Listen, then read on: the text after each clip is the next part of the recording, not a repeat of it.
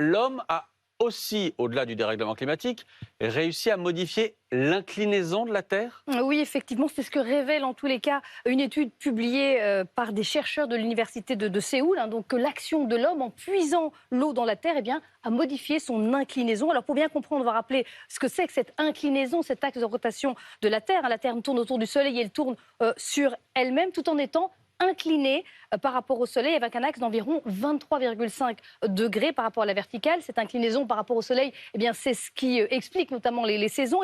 D'après ces chercheurs, en l'espace de 20 ans, cette inclinaison, en raison de toute l'eau qui a été pompée par l'homme, elle s'est inclinée de 80 cm en plus vers l'est.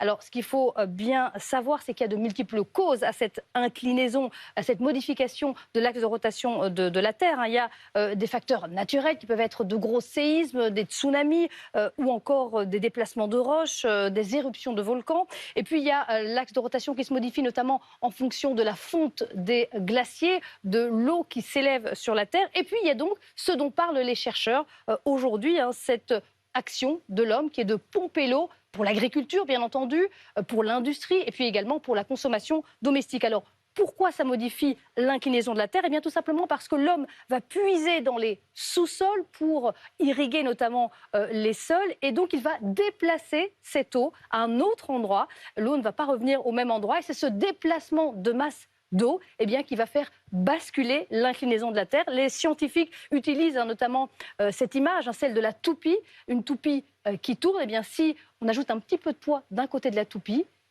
ça va modifier l'axe de rotation. C'est ce qui arrive à la Terre.